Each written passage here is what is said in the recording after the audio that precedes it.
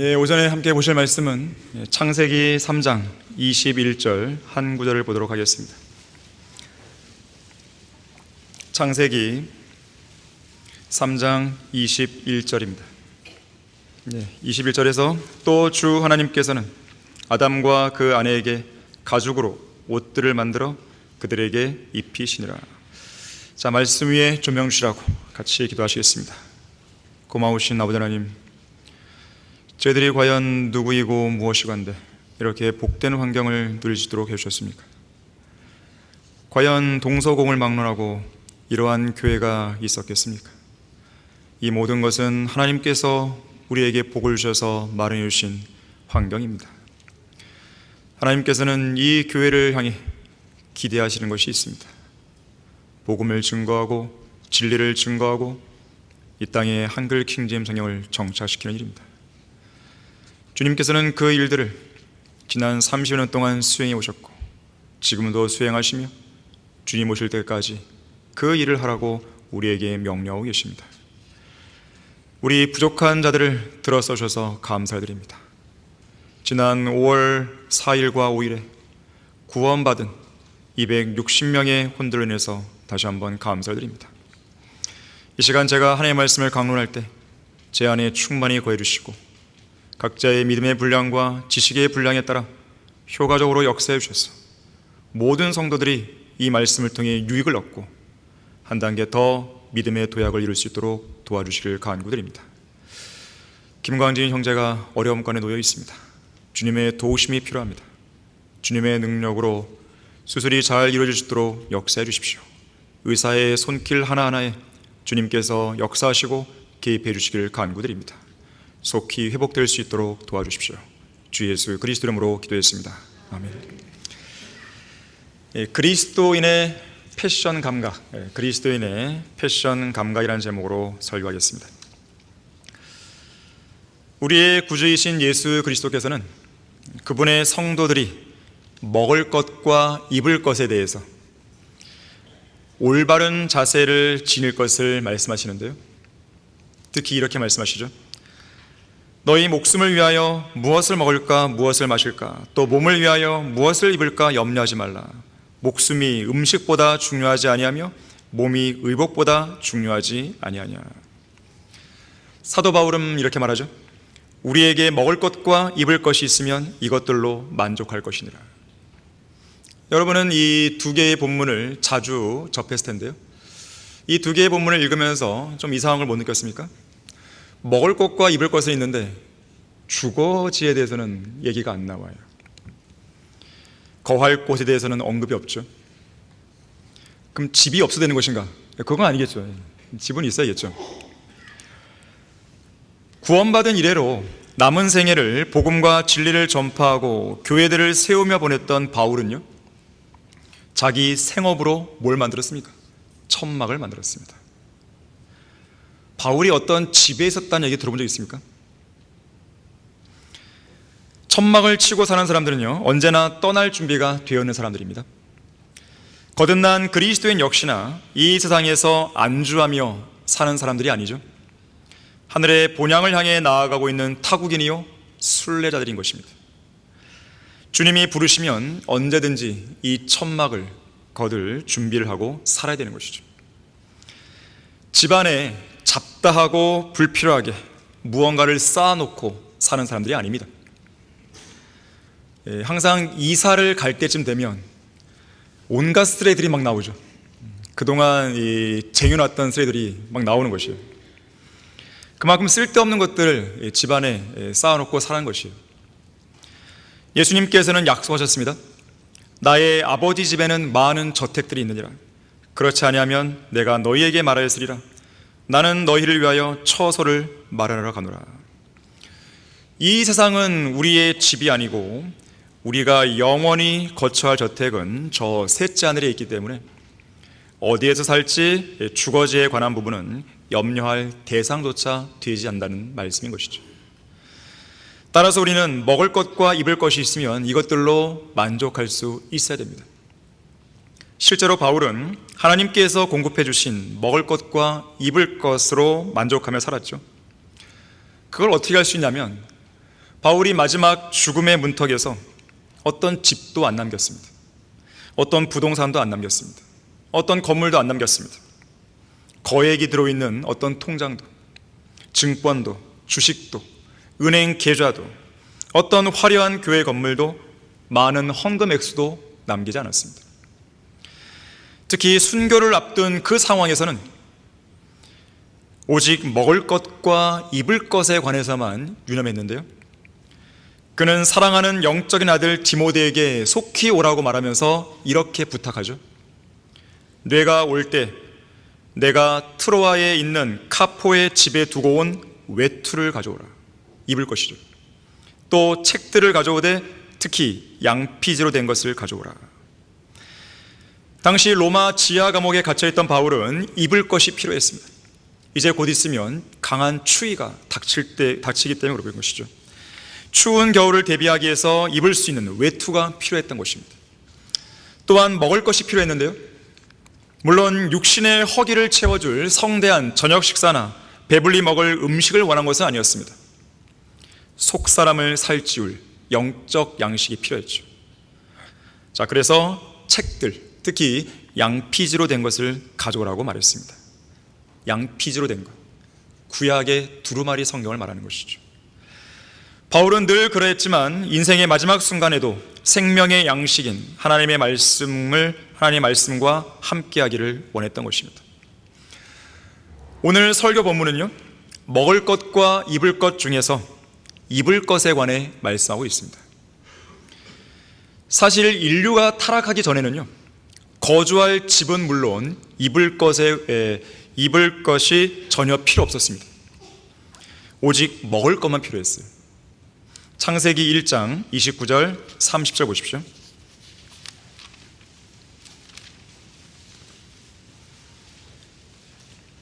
1장 29절 30절 보시면 하나님께서 말씀하시기를 보라, 내가 온 지면 위에 씨 맺는 모든 채소와 씨를 내는 나무에 열매가 있는 모든 나무를 너희에게 주었노니 그것이 너희에게 먹을 것이 되리라.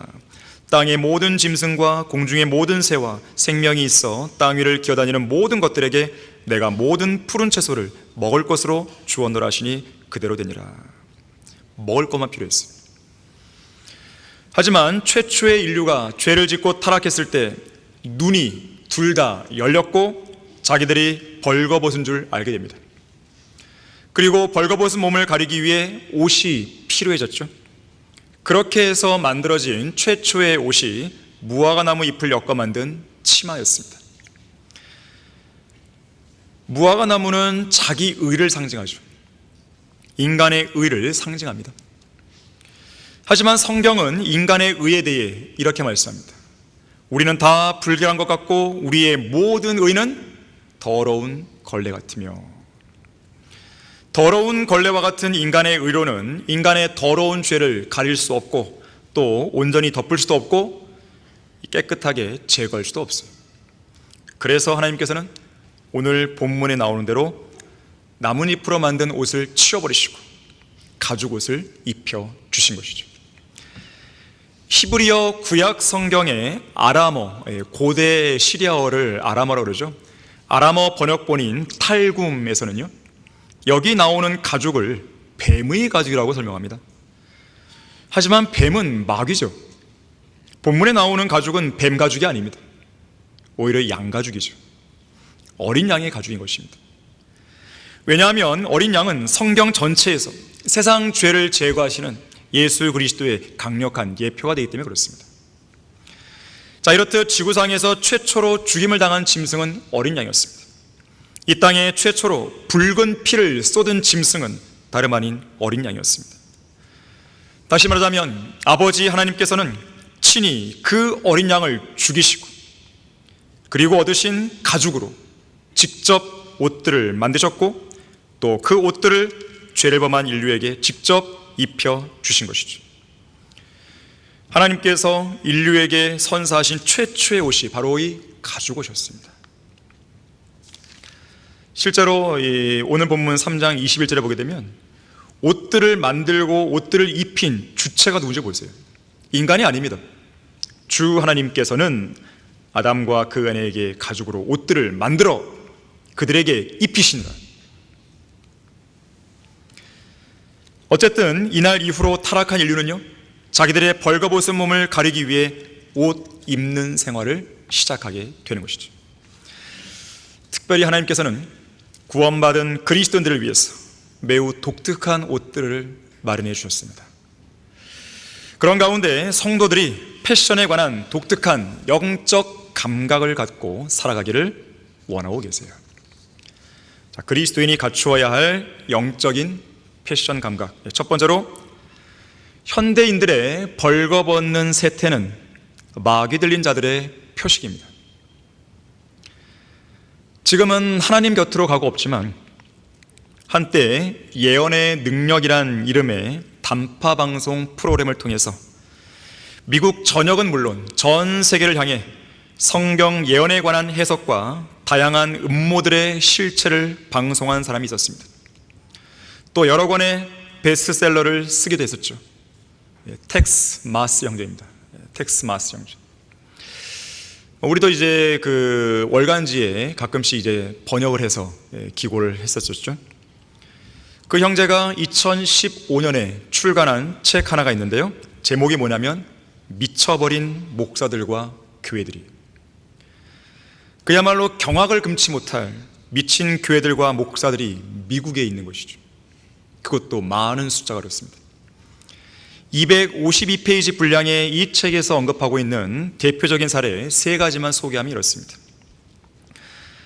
교회 안에 철봉을 세워놓은 어떤 교회에서는요, 몸에 딱 달라붙는 분홍색 추리닝과 짧은 검은색 팬츠를 입은 한 젊은 여인이 다리를 철봉에 감고는 예수님을 위한 철봉 댄스라고 말하면서 자칭 그리스도인이라고 자랑하고 있었습니다. 그녀는 말합니다. 우리는 기도할 시간이나 성경 읽을 시간 없어도 철봉 댄스만큼은 예수님을 위해 하고 있습니다. 또 어떤 교회의 목사는요, 예수님께서 소방관처럼 옷을 입고 자기에게 찾아오셨다고 말했고요, 자기가 예수님으로 환생했다고 거짓말하면서 자기 교회의 교인들에게 모두 다 666 모양의 문신을 해야 한다고 강권했습니다. 특히 그 교회에서 초빙한 어떤 부흥사는요, 쉰 목소리를 내면서 교인들을 발로 차고 크게 트림도 하면서 욕설을 내뱉기도 했습니다. 그리고 버지니아주 아이버에 위치한 어떤 교회에서는요, 옷을 입지 않은 나체의 모습으로 예배를 드립니다. 목사도 나체, 교인들도 나체. 그들은 말합니다. 중요한 건 예배지 옷이 아니죠. 옷을 입지 않는 것이야말로 예수 그리스도의 뜻을 따르는 것입니다. 예수님은 태어났을 때, 십자가에 못 박혔을 때, 부활했을 때 모두 옷을 입지 않으셨죠. 그야말로 악령 들린 마귀적인 교회가 아닐 수 없습니다. 오늘날 음행의 영은 영적으로나 도덕적으로 이 땅을 퇴폐적이고 문란하게 만듭니다. 벌거벗으려는 욕망과 성적 타락을 조장하는 것인데요, 예를 들어서 가다라인들 지방에 마귀 들린 사람을 생각해 보십시오. 그 사람은 옷도 입지 않은 채 벌거벗고 지냈습니다. 죄와 악행이 절정에 달한 이 마지막 현 세대는 벗으려는 욕망을 가진 세대로 특징적인 것이죠. 그들은 음욕으로 가득 찬 눈을 가진 관능적인 자들이고 섹스 중독자들이고 섹스 숭배자들인 것이죠. 여러분 거기 베드로 후서를 한번 보십시오.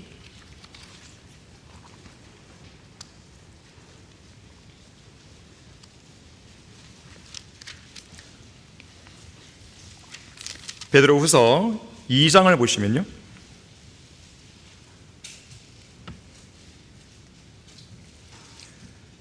자, 2장 12절 한번 보세요. 이들은 잡혀서 멸망케 된 본성이 잔인한 짐승 같아서 자기들이 알지 못하는 것을 비방하다가 그들 자신의 타락한 가운데서 완전히 멸망하게 되리라. 그들은 불의의 대가를 받게 되리니 대낮에 흥청거리는 것을 낙오로 여기며 너희와 더불어 잔치를 즐기는 동안에도 자신들의 속임수로 방탕하니 그들은 점과 흠이요 음욕이 가득 찬 눈을 가지며 죄로부터 단절될 수 없고 견고하지 못한 혼들을 유혹하며 그들은 마음이 탐욕으로 단련되었으니 저주받은 자식들이니라. 바로 이러한 세태가 오늘날의 세태예요. 10대 여자아이들, 특히 여성 아이돌 그룹들은요, 자기들의 복부와 다리를 불특정 다수의 남성에게 보여주지 못해 안달이 나는 것이죠. 그들의 벌거벗는 작태는 마귀들이 그들의 육신을 통제하고 있다는 강력한 증거입니다. 아이돌 그룹에 들어가기 위해서 밤새도록 춤추는 자들이나 그들을 볼모로 삼아 돈 벌려 하는 기획사들이나 또는 그들의 공연 앞에서 열광하는 관중들이나 모두 다 마귀 들린 자들인 것이죠. 노아를 보십시오. 포도주를 마시고 취했을 때 벌거벗었죠. 출애굽 이후에 시내산에 도착한 이스라엘 백성들을 보십시오. 그들의 지도자 모세가 산 정상에서 하나님을 만나기 위해 잠시 자리를 비운 사이에 그들은 아론을 앞세워서 금송아지를 만들어 숭배했고 금송아지 앞에서 벌거벗은 채로 춤을 춘 것이죠. 자, 인류가 죄로 인해 타락하기 전에는 벌거벗는 것이 자연스러운 일이었지만 타락한 이후에는 반드시 옷을 올바르게 갖춰 입고 살아야 되는 것이죠. 앞서 언급했던 가다라인들의 지방에 마귀 들린 사람은요, 예수 그리스도의 능력으로 정신이 온전하게 됐을 때 그가 취했던 행동 중 하나가 뭐냐면 옷을 입는 것이었습니다. 그리스도인이 갖추어야 할 영적인 패션 감각입니다. 두 번째로, 거듭난 성도는 겉으로 드러나는 외모보다 마음에 숨겨진 사람을 성령으로 단장해야 됩니다. 겉을 꾸밀 것이 아니라 마음에 숨겨진 이 사람을, 속사람을 성령으로 단장해야 돼요. 자, 베드로 전서를 보십시오. 베드로 전서 3장 3절과 4절입니다.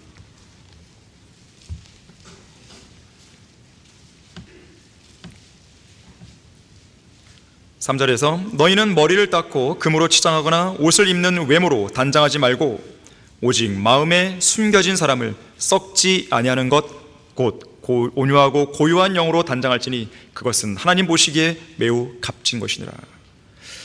기본적으로 옷은요, 그 옷을 입은 사람의 몸가짐과 마음가짐에 영향을 미칩니다. 복장 상태가 그 사람이 지니고 있는 마음의 자세와 태도를 반영하는 것이에요. 그래서 옷은 인격이란 말도 있는 것입니다. 만일 제가 이 강단에서 추리닝이나 청바지를 입고 설교한다면 어떻게 되겠어요? 반바지를 입고 서 있다든지 빨간 양말이나 하얀 백구들을 신고 있다든지 슬리퍼를 신고 있다든지 그럼 어떻게 되겠습니까? 소위 드레스 코드가 안 맞는 것이죠. 이성호 목사님은 치노 형무소에서 복음을 증거할 때, 설교를 할 때 비록 그들이 감옥에 있는 형을 지내는 그런 죄수들이지만 그들에 대한 예우 차원에서요, 그 뜨거운 더운 날에도요 양복을 갖춰 입고 설교했다 그랬어요. 그들에 대한 예우를 갖춘 것이죠. 어떤 모임이든지 그 장소에 걸맞은 옷차림에 규칙이 있는 법이죠. 그러한 규칙을 준수하는 것이 그 자리에 대한 기본적인 예의와 존중을 지켜주는 길입니다. 자, 이처럼 어떤 사람을 만날 때 어떤 복장을 하고 만나느냐에 따라서 그 사람에 대해 나 자신이 갖고 있는 마음과 태도가 달라지게 됩니다. 영어에 그런 말이 있습니다. Sunday best. Sunday best. 일요일에 가장 좋은 옷이라는 표현이에요. 주일날 교회에 갈 때 입는 정중하고 깔끔한 최고의 옷차림을 뜻하는 관용적인 표현입니다. 옛날 청교도들은요, 아무리 가난해도 주일날 하나님께 영과 진리로 경배를 드리는 자리에 참석하기 위해 입는 옷을 가장 좋은 옷으로 준비했다 그래요. 자, 오해하지 말 것은 가장 좋은 옷은 비싼 옷이 아닙니다. 현재 자기가 입고 있는 옷들 중에서 최고로 좋은 옷이면 가장 좋은 옷이죠. 저는 옷이 한 벌밖에 없는데요. 그게 가장 좋은 옷이죠. 그런가 하면 그리스도인은 외모를 가꾸는 일에 너무 많은 돈과 시간을 낭비해서는 안 됩니다. 하나님께서는 외모가 아닌 마음의 중심을 보시죠. 겉사람이 아닌 속사람을 두고 평가하시죠. 예수 그리스도의 거룩한 피로 구속받은 그리스도인들은 그 몸이 성령의 전인 만큼 옷 매무새를 반듯하게 하는 것은 물론 마음의 매무새도 단정하고 반듯하게 하면서 살아야 되는 것이죠. 앞서 읽은 베드로전서 3장에서는 머리를 닦고 금으로 치장하거나 옷을 입는 외모로 단장하지 말고 오직 마음에 숨겨진 사람을 썩지 아니하는 것, 곧 온유하고 고요한 영으로 단장하라고 말씀합니다. 마음에 숨겨진 사람이에요. 자, 마음에 숨겨진 사람은 속사람, 새 사람을 말합니다. 그리스도인이 거듭났을 때 우리의 죽었던 영이 살아나잖아요. 죽었던 영이 살아난 바로 그 내면적인 사람을 말하는 것이죠. 새 사람, 속사람을 말합니다. 바로 이 속사람을 썩지 아니하는 것, 온유하고 고요한 영으로 단장하는 것이죠. 성령 하나님으로 단장하는 것이에요. 쉽게 말하면 성령으로 충만하라는 뜻입니다. 디모데전서 2장 9절과 10절도요 비슷한 얘기를 합니다. 검소한 옷차림으로 스스로를 단장하되 수줍음과 정숙함으로 하며 따은 머리나 금이나 진주나 비싼 옷을 하지 말고 오직 경건함을 고백하는 여자들에게 어울리는 선행으로 단장하기를 바라노라. 한 번은 어느 돈 많은 부유한 여성이 윌리엄 부시 장군이 만든 구세군에 들어오게 됩니다.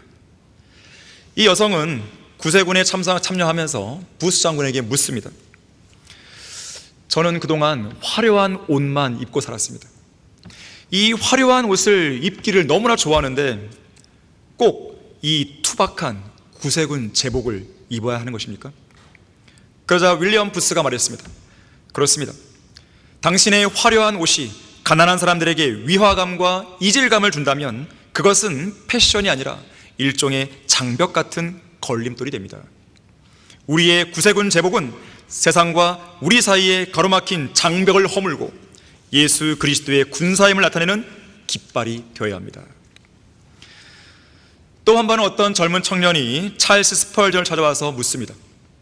목사님, 거듭난 그리스도인이 세상 유행을 따르는 것이 죄인가요? 스펄전은 미소를 지으면서 그의 옷차림을 한번 훑어본 다음 이렇게 이야기합니다. 자네가 입고 있는 옷 단추가 자네의 기도보다 더 중요해질 때 더 이상 그것은 유행이 아니라 패션이 아니라 우상이 된다네. 그리스도인은 세상에서 가장 품격 있게 입어야 하네. 왜냐하면 우리는 만왕의 왕의 대사들이기 때문이지. 그러나 대사들의 옷이 결코 왕보다 화려해서는 안 된다네. 이처럼 여러분의 몸에 걸치는 옷은 깨끗하고 단정하게 갖춰 입되 사람들의 시선이 여러분의 옷이 아니라 여러분의 속사람에 머물게 해야 합니다. 그것이 진정한 영적인 패션 감각이죠. 그리스도인이 갖추어야 할 영적인 패션 감각 세 번째로, 그리스도인은 그리스도로 옷 입은 사람들입니다. 갈라디아서 3장 27절이죠. 너희 가운데 그리스도 안으로 침례를 받은 사람은 그리스도로 옷 입었다고 말하는 것이죠. 우리는 영적인 침례를 받은 사람들이죠. 예수 그리스도를 믿고 구원받았을 때 성령 하나님을 통해서 그분의 몸 안으로 들어가 버린 거예요. 쉽게 말하면 그리스도의 몸의 일부가 되었을 뿐 아니라 그리스도로 옷을 입은 것이죠.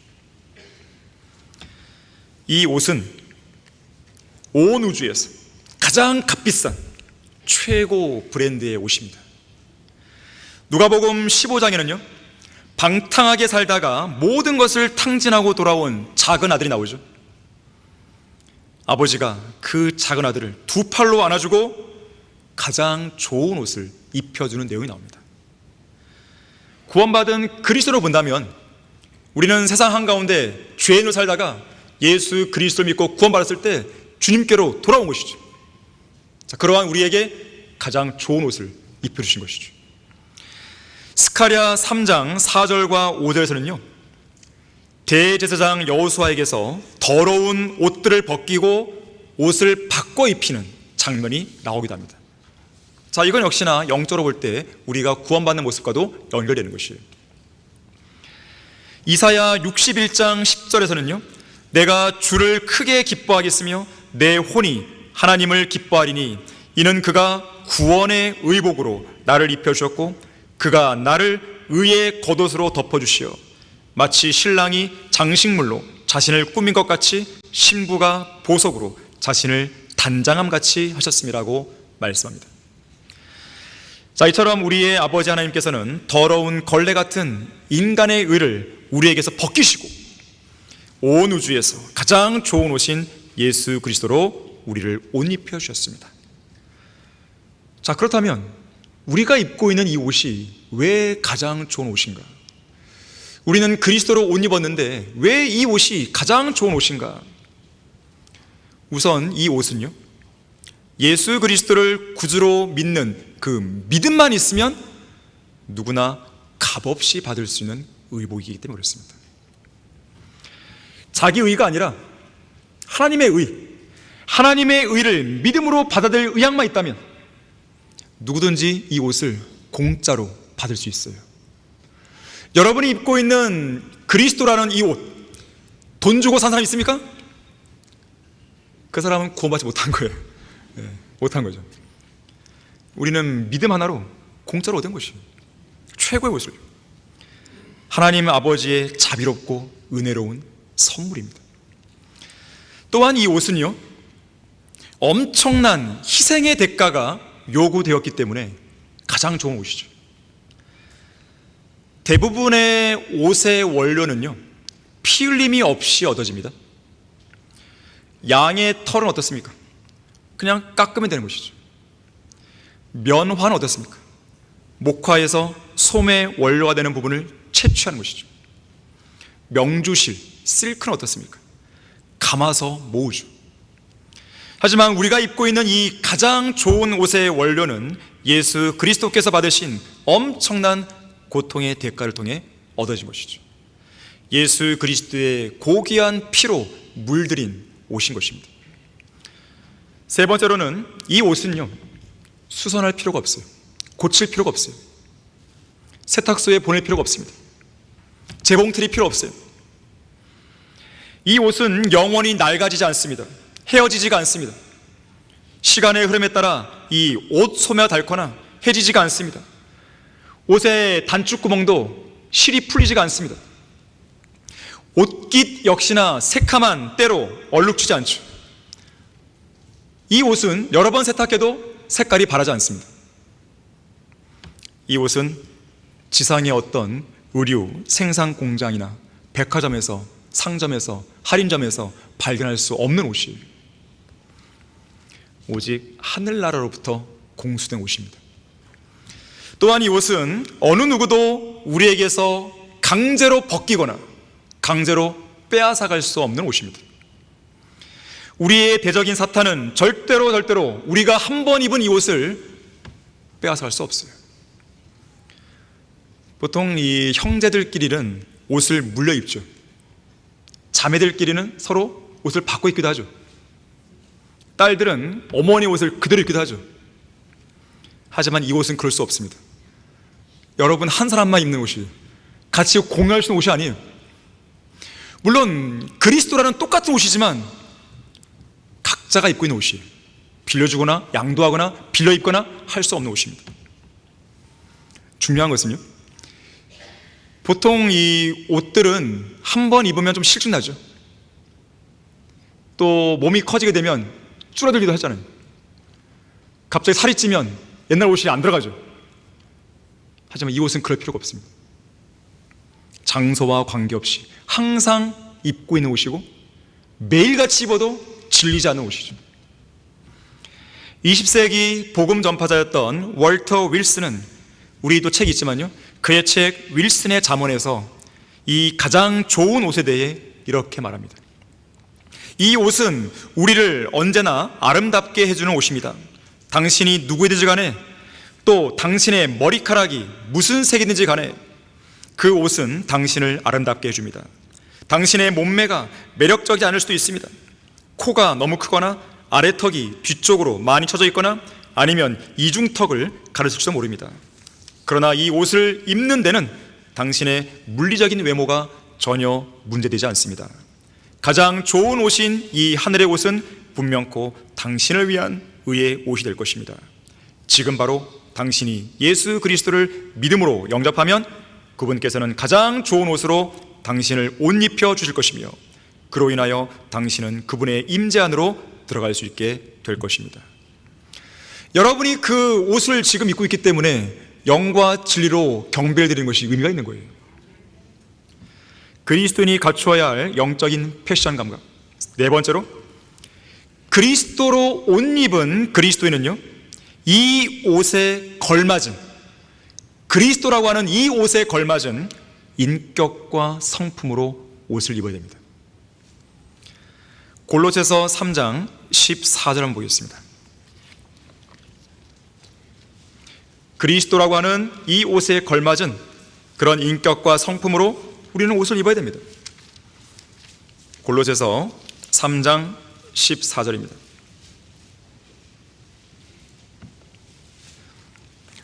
예, 12절이네요. 12절 죄송합니다. 12절. 그러므로 너희는 하나님의 택함을 받은 거룩하고 사랑받는 자로서 자비로운 마음과 친절과 마음의 겸손과 온유와 오래 참음으로 옷 입으라. 이미 우리는 그리스도로 옷 입었지만 그 옷에 걸맞은 그런 성품들을 드러내라는 것이에요. 그런 차원에서 옷을 입으라고 권면하는 것이죠. 베드로전서 5장 5절에서는요, 겸손함으로 옷 입으라 그랬어요. 어떤 그리스도인 디자이너가 있었습니다. 이 여인은 세상의 화려한 명품 브랜드들 사이에서 고민을 하는 가운데 그녀에게 성경을 가르쳐준 주일학교 교사에게 이렇게 묻습니다. 선생님, 우리 같은 그리스도인 디자이너들이 명품 옷을 입어야 할까요? 아니면 소박한 옷을 입어야 할까요? 별 질문도 다 하죠. 그러자 주일학교 교사가 이렇게 현명하게 대답합니다. 진정한 명품은 브랜드 로고가 아니라 그 사람이 지니고 있는 성품과 태도에서 나옵니다. 비싼 옷을 입고도 남을 무시한다면 그 사람이 입고 있는 옷은 값싼 시장바닥의 옷보다 가치가 없습니다.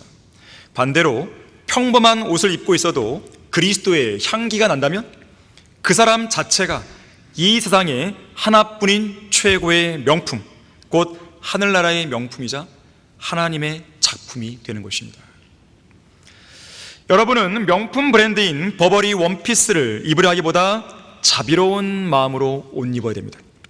샤넬의 트위드 자켓으로 멋지게 꾸미기보다 마음의 겸손으로 옷 입어야 됩니다. 디오르 화장품을 바르고 돌체앤가바나 향수를 뿌리려 하지 말고 최고의 친절이 배어나오는 그리스도의 향기로 덧입혀져야 됩니다. 구찌 브랜드의 코트를 입기보다 온유와 오래 참음으로 옷 입어야 되는 것이죠. 여러분의 발에 베르사체 신발을 신기보다 화평의 복음을 준비한 것으로 신어야 되는 것이죠. 그리스도로 옷 입은 그리스도인에게는 이 땅의 명품 브랜드로 착장한 겉사람이 중요한 것이 아니고 하늘나라 브랜드로 옷 입은 속사람이 중요한 것입니다. 멸망해가는 악한 현 세상의 모든 가치와 평가 기준은 속사람이 아니라 겉사람에 맞춰져 있어요. 세상 명예, 세상적인 사랑, 재물, 멋진 외모, 좋은 옷, 세상 지식, 좋은 대학, 좋은 회사, 승진, 커다란 교회 건물, 헌금 액수, 교인 수, 자선 사업, 각종 종교 행위 등등, 이 모든 것들은 다 겉사람을 위한 것입니다. 세상은 이 겉사람을 두고 모든 걸 평가하고 점수를 매기죠. 그리고 사람들은 그 겉사람에 매겨진 평가와 높은 가격과 점수를 부러워합니다. 때로는 시기하고 질투하고, 때로는 그 사람보다 더 나은 점수를 얻기 위해서 무한 경쟁에 돌입하는 것이죠. 겉사람에다가 많은 시간과 돈을 들이는 것입니다. 하지만 성경은 말씀합니다. 이 겉사람은 썩어 없어질 존재라고 말하는 것이죠. 하나님께서는 결코 세상의 그런 허접한 기준으로 평가하지 않습니다. 하나님의 관심은 여러분의 마음속에 숨겨진 속사람이 있는 것이죠. 성경적인 기준과 진리의 말씀, 그에 대한 믿음이 어떠한가에 따라서 여러분을 평가하실 것입니다. 우리의 겉사람은 세상의 평판에 연연하죠. 하지만 우리는 진리의 지식과 믿음 그 자체와 연관해서 하나님으로부터 좋은 평판을 얻기를 노력해야 되는 것이죠. 성령과 지혜로 충만함으로써 좋은 평판을 얻어야 됩니다. 하나님을 두려워하는 것에 관한 한 좋은 평판을 얻어야 돼요. 경건함에 관한 한, 경건의 능력에 관한 한 좋은 점수를 취득해야 되는 것입니다. 여러분이 생각할 것은 이 겉사람에 대한 평가가 아닙니다. 어떻게 하면 하나님 앞에서 이 속사람이 좋은 평판을 얻을 수 있을까? 이걸 생각하셔야 돼요. 마귀가 쳐놓은 덫이나 올무에 걸리지 않는 것, 영적 전쟁에서 승리하는 것, 이것에 관해서 여러분은 좋은 점수를 얻어야 되는 것이죠. 선한 행실, 믿음, 기도, 구령, 성령의 열매, 이런 것에 있어서 여러분들의 점수가 높아야 되는 것입니다. 우리는 결코 우리 겉사람에 대한 세상 평가에 대해 일희일비할 필요가 없어요. 우리 겉사람에 대한 세상 평가가 낮다고 해서 좌절하고 낙심할 필요가 없습니다. 왜 그런 것입니까? 우리의 겉사람은 썩어져도 속사람은 날마다 새로워지기 때문에 그렇습니다. 그리스도인이 갖추어야 할 영적인 패션 감각, 다섯 번째로 그리스도의 군사로서 하나님의 전신 갑옷을 입어야 합니다. 지난 5월 4일과 5일에 우리 교회 장년부와 청년부 형제자매들은 여러 지역을 순회하며 복음을 전파했습니다. 그 가운데는 집집마다 방문하며 복음을 전했던 팀도 있었어요. 자, 이렇게 복음을 전파하는 그리스도인들은 그리스도의 대사드림과 동시에 하나님의 특별한 임무를 부여받아 특수작전을 수행하는 일종의 특수부대 요원들이에요. 정예병들입니다. 머리부터 발끝까지 온 몸을 하나님의 전신갑옷으로 완전 무장한 군인들이죠. 머리는 구원의 투구로 보호했고, 허리는 진리로 허리띠를 둘렀고, 가슴에는 의의 흉배를 장착했죠. 양손에는 강력한 무기가 들려 있습니다. 한 손에는 믿음의 방패를, 다른 한 손에는 성령의 칼, 곧 하나님의 말씀을 들고 있는 것이죠. 또한 복음 전파를 위해 잘 훈련된 두 발은 화평에 복음을 준비한 것으로 신은 것이죠. 어깨띠에는 탄띠가 둘려 있는데 탄약인 각종 전도지와 복음 전파자와 초신자를 위한 성경 요한복음 로마서를 메고 다녔던 것입니다. 싸움의 방식은 뭐였습니까? 거리 설교를 통해서 대포와 같은 포격을 하는 것도 있겠지만 대부분의 싸움의 방식은 적들과 직접 몸으로 맞붙어 싸운 백병전이었죠. 주된 전략은 무엇이었습니까? 적들의 배후나 측면을 소규모 군대가 기습 공격해서 그리스도의 복음만을 정확히 전파하고 신속하게 빠지는 게릴라전이었죠. 그렇게 16개의 지역을 급습한 것이죠. 그리고 마귀의 진영인 흑암의 권세에서 하나님의 아들의 나라로 이겨온 혼들의 수가 무려 260명이었던 것이죠. 이들도 그리스도로 옷 입혀준 것입니다. 군인들의 패션 감각은요, 유행을 따르는 스타일에 있지 않습니다. 오히려 목적에 충실한 기능성에 있어요. 기능성. 전투를 얼마나 잘 수행할 수 있게 만들어졌는지, 이기는 싸움을 싸우는 데 있어서 얼마나 최적화된 옷인지, 그 기능성에 패션 감각의 초점이 맞춰 있는 것이죠. 우리 그리스도의 군사들도 마찬가지입니다. 군인들의 패션은 멋을 부리는 것과는 전혀 관계가 없습니다. 전장에서 생사를 넘나드는 생존과 직결되는 것이죠. 세상에 얽매이게 만드는 옷을 입고서는 어떤 전투도 수행할 수 없습니다. 드레스를 입고 전투하겠습니까? 양복을 입고 전투할까요? 디모데후서 2장 3절과 4절에서는 그런즉 너는 예수 그리스도의 훌륭한 군사로서 고난을 견뎌내라. 전쟁에 임하는 자는 아무도 이 생의 일들에 얽매이지 아니하나니 이는 자기를 군사로 뽑은 자를 기쁘게 하려 함이라. 군인들의 패션에서 가장 중요한 요소는 부대, 마크와 이름표입니다. 아무리 멋진 옷을 입었다 해도 자기 소속이 불분명하면 그것은 군복이 아니죠. 우리의 전신 갑옷에는 하나님의 나라라고 하는 부대 마크가 찍혀 있습니다. 그리고 그리스도인이라는 이름표가 달려있죠. 그리고 그 소속 부대에 걸맞게 주님과 진리를 위해 용감하게 싸워서 우리의 군대 대장이신 예수 그리스도를 드높인다면 그것이야말로 그리스도의 군사로서 지닐 수 있는 최고의 패션 감각인 것이죠. 그것이야말로 최고의 충성심의 증표입니다. 특히 그리스도의 군사에게 있어서 가장 영광스러운 패션 품목은요, 군복에 달려있는 화려한 보석이나 액세서리나 훈장들이 아닙니다. 주님을 위해 싸우다가 얻은 영광스러운 상처들인 것이죠. 사도 바울은 그런 상처와 관련해서 나는 내 몸에 주 예수의 표들을 지녔다고 말했습니다.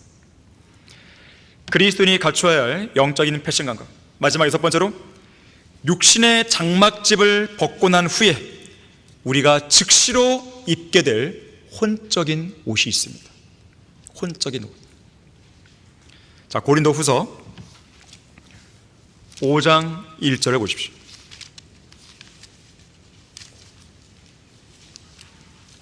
고린도후서 5장 1절에서 3절까지를 보십시오. 우리가 아는 것은 만일 땅에 있는 우리의 장막집이 무너지면 하나님께서 지으신 큰 집, 즉 손으로 짓지 아니한 하늘들에 있는 영원한 집이 있다는 것이라. 정녕 우리가 여기에서 신음하며 하늘에서 오는 우리의 집으로 옷 입게 되기를 간절히 바라나 만일 우리가 옷 입고 있다면 벗은 채로 발견되지 아니하리라. 자, 장막집, 바로 우리가 입고 있는 이 육신의 몸입니다. 이 육신의 몸은 언젠가 무너지게 되어 있습니다. 죽는 날이 있는 것이죠. 특히 8절에서는요, 장막집이 무너지는 것을 몸에서 떠나는 것이라고 설명하죠. 죽는 것이에요. 이 집이 무너지면, 우리의 몸이 죽으면 우리는 하나님께서 지으신 큰 집, 하늘들에 있는 영원한 집으로 들어갑니다. 우리가 죽을 때 우리의 혼이 이 진흙으로 만들어진 이 육신의 몸을 떠나는 것이죠. 떠나서 육신의 몸에서 빠져나와서 즉시 새로운 집으로 이사를 갑니다. 여기 방금 읽었던 1절에서는 이 집을 가리켜 영원한 집이라고 말합니다. 영원한 집. 여기서 주의할 것이 있습니다. 여기서 말하는 영원한 집은 우리가 흔히 그렇다라고 예상할 법한 구속받을 몸이 아닙니다. 구속받은 몸이 아니에요. 또는 저 셋째 하늘에 있는 새 예루살렘을 말하는 게 아닙니다. 여기서의 집은 좀 특별한 집이에요. 왜냐하면 1절과 2절에서는 분명 우리의 장막집, 육신의 장막이 무너지면 곧바로 옷 입게 될 영원한 집을 말하고 있습니다. 이것은 장차 휴거 때 있을, 그때 입게 될 구속받은 몸도 아니에요. 영원 시대에 거하게 될 새 예루살렘이 아니에요. 이것은 죽는 즉시 곧바로 입게 되는 옷입니다. 시간적 간격 없이 이루어질 변화 속에서 즉시로 입게 될 집인 것이죠. 일종의 혼적인 옷이에요. 일종의 영적인 옷입니다. 자, 그러니까 기간적으로 볼 때는 이 땅에 있는 우리의 장막집이 무너져서 우리의 몸, 이 육신이 죽은 이후부터 장차 휴거 때 부활해서 구속받은 몸을 입을 때까지, 그때까지 입게 될 혼적인 몸인 것이죠. 이 몸을 가리켜서 큰 집이다 그랬어요. 큰 집. 우리는 장차 이 새 예루살렘에서 저택들을 살죠. 저택들, 맨션. 그것도 큰 집이죠. 하지만 우리가 입게 될, 죽음 이후에 곧바로 입게 될 혼적인 이 몸도 큰 집으로 묘사됩니다. 빌딩과 같은 것이에요. 따라서 이러한 영적 패션 감각이 있는 성도들은요, 죽음을 두려워하지 않습니다. 8절 말씀에서 보듯이 오히려 자신의 차이죠. 정녕 몸에서 떠나 주와 함께 있는 것을 더 원하게 되는 것이죠. 바울은 언제든지 땅에 있는 장막집인 이 몸에서 떠나 주님과 함께 있기를 간절히 원했습니다. 우리 거듭난 그리스도인들도 장차 예수님과 함께 살게 될 것이라는 사실을 항상 의식하며 살아야 돼요. 이러한 소망과 확신에 따른 자신감이 있기 때문에 구원받은 그리스도인은 언제 어디서든 죽음 앞에서 소망을 가질 수 있습니다. 우리는 죽으면 어디로 가는지 알고 있는 사람들입니다. 확신하는 사람들입니다. 하늘의 본향에 대한 소망이 있는 것입니다. 잠언 14장 32절에서는요, 악인은 자기의 악함 가운데서 사라지나 의인은 죽음에 있어서도 소망을 간다 그랬어요. 그리스도인들의 죽음은 세상 죄인들과는 차원이 다른 죽음이에요. 우리가 죽는 것은 평온한 안식으로 들어가는 죽음입니다. 그래서 요한계시록 14장 13절에서 성도의 죽음을 무엇이라고 묘사하냐면 복이 있는 죽음이다. 복이 있다 그랬어요. 또한 자기들의 수고를 그치고 쉬게 될 것이다. 쉰다는 거죠. 그러한 소망이 있기에 그리스도인은 죽음 앞에서도 담대한 것이죠. 오스왈드 챔버스라는 설교자가 말합니다. 죽음은 우리에게 생명을 주시는 하나님의 즐거운 길이라고 했어요. 하나님의 즐거운 길이라고 했어요. 이것은 그리스도인들만이 표현할 수 있는 표현법이에요. 이 세상 어느 누구도 즐거운 길 이렇게 말 안 합니다. 죽음에 대해서. 그리스도인이 숨을 거두고 죽는 날은 새로운 집으로 이사가는 날이에요. 새 집으로 이사가는데 막 슬픕니까? 내일 막 새로운 집 가는데 분양에 당첨돼 갖고 새 집 가는데 아우 슬퍼 막 그래요? 그러진 않잖아요. 밤잠이 안 오죠. 밤잠이 안 오죠. 밤잠이 안 옵니다. 새 집 갈 것에 대해서. 여러분은 죽음 앞에서 그런 기대감이 있으십니까? 그것이 있어야 진정한 그리스도인이에요. 결론적으로요, 구주이신 예수님께서 공중에 임하셔서 휴거가 일어나게 되면 앞서 언급한 혼적인 몸, 이걸 넘어서서 구속받은 실제적이고 물리적인 몸을 우리는 옷 입게 될 것입니다. 썩지도 않고 죽지도 않는 몸을 입는 거예요. 대단하죠? 썩지도 않아요. 죽지도 않아요. 이 땅에서는 상상도 못하는 일입니다. 고린도전서 15장 54절에서는 그러한 장면에 대해서 사망이 승리 속에 삼켜지는 일이라고 묘사합니다. 자, 그리고 우리가 구원받은 이래로 주님과 진리를 위해 행한 선한 일들로 실제적인 의를 쌓았다면 하나님께서는 그에 따른 합당한 보상으로 성도들의 의라 불리는 옷 한 벌을 우리에게 제공해 주시는 것이죠. 자, 죽은 즉시로 입게 되는 옷은 혼적인 옷이고 혼적인 몸이고, 장차 휴거될 때 입을 옷은 실적인 물리적인 몸의 옷이죠. 그리고 그 몸 위에다가 여러분이 행한 그 일들에 대한 보상으로 세마포를 입혀주시는 것이죠. 그러면 주님을 위해 행한 일이 없는 사람 어떨까요? 그 옷이 없죠. 벌거벗은 채로 다니는 것입니다. 자, 그래서 선한 일들에 유념하여 진력해야 되는 것이고, 땅 위에 있는 우리의 지체를 죽여야 되는 것이고, 어둠의 행위를 벗어버려야 그 옷을 받을 수 있는 것이에요. 이처럼 선한 일들을 통해 이루어진 의는 영원토록 남게 됩니다. 그 증거가 우리가 장차 저 하늘에서 입게 될 세마포 옷으로 드러나는 것이죠. 그러한 옷을 입으려면 인내로 고난을 견뎌야 됩니다. 신실하게 주님을 섬겨야 됩니다. 주님을 위해서 올바른 동기로 섬기고 일한 정도에 따라서 벌거벗고 있는 성도들에게서부터 정결하고 흰 세마포를 입고 있는 성도들에 이르기까지 그 등급이 결정되는 것이죠. 그런 내용은 성경에 안 나오지만 어떤 성도는 상의만 준비되어 있는 거죠.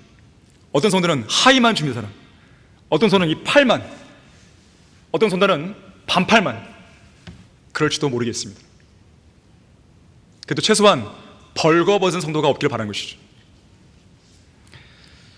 루이비통 구찌, 샤넬, 롤렉스, 까르티에, 프라다, 버버리, 마이클 코어스 등의 세계적인 명품 브랜드로 외모를 치장하고 단장해 보십시오. 그 끝이 뭔지 아십니까?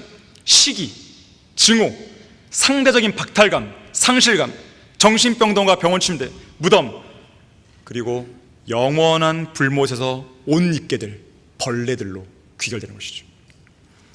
결단코 주님께서 오셨을 때 주님께서 바라시는 모습을 보여드리지 못하거나 주님께서 바라시지 않는 모습을 보여드리는 그런 일이 생기면 안 됩니다.